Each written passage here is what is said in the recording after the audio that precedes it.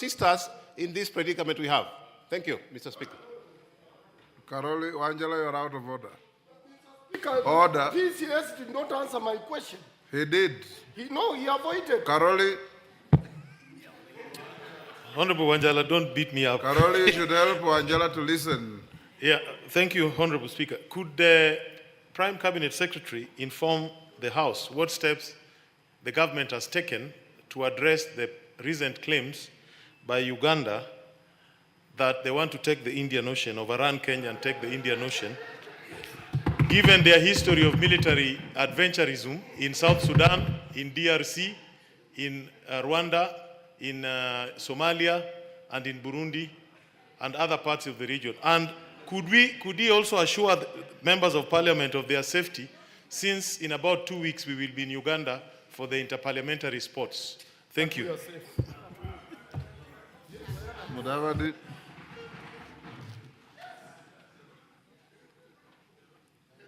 Thank you, Mr. Speaker.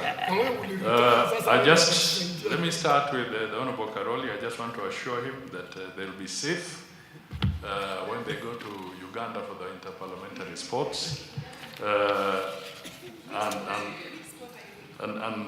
There is no evidence to the contrary. I think Karoli is just engaged in comic relief. Correct. And then I just want, on the issue of the Indian Ocean, I just want to say that there are conventions and international obligations which deal with landlocked countries. And the African Union Constitutive Act. And the African Union Constitutive Act is one of such instruments. So I want to assure you that we are not going to go to war. And we as a country have always, since time immemorial, provided safe passage and free passage for goods from landlocked countries. And we are not about to change that, because it's our international obligation, but also it's how we grow the ports in our country.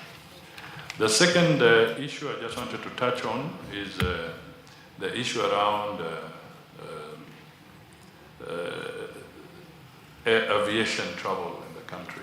I didn't quite get... Shimba asked 3 questions about the levy to Zanzibar by Tandaza, about the lack of adequate aerial services to Mombasa, and the help desk at your ministry for Kenyans in distress, internally and externally. Good. Now, on the issue of transport and air, this is a private sector-driven sector, and the demand for services, especially if it is between Kenya, internally, internally,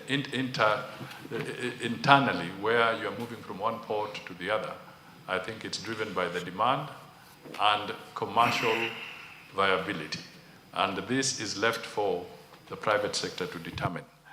Now, in terms of the international connections with other countries, this also calls for further investment, and we are talking about how Kenya Airways can be supported further so that it can take up a bigger market share in the context of regional and international flights. And I know important decisions are about to be made on how the Kenya Airways can be supported, and I think the minister responsible for transport will soon be speaking to this particular issue.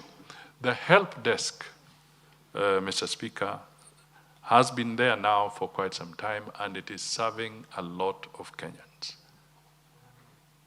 I have personally visited the 24-hour emergency center of the State Department of Diaspora, and I can confirm it is functioning, it is active, and there are very many young Kenyans who are doing a good job in assisting Kenyans and who are in distress and families that are in distress.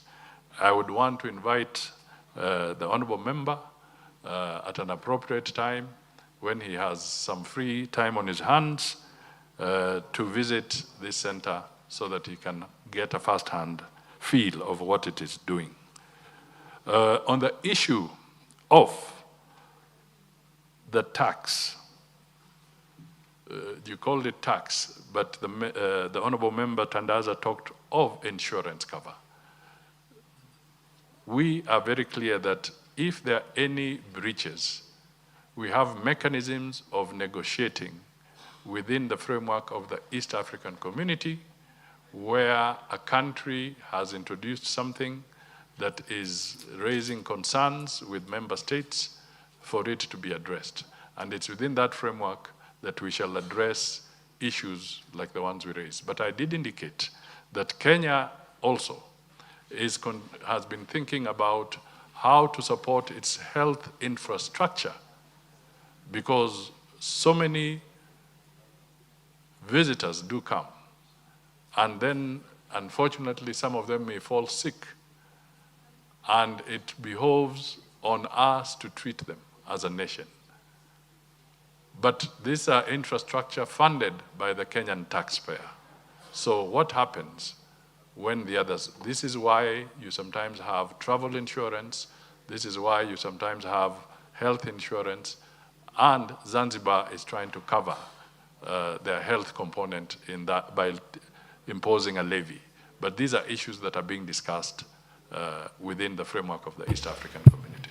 Mr. Speaker, I believe some of the issues that are coming through are also in the context of the next question. Question by private notice, Naisula Lesuda. Thank you, Speaker.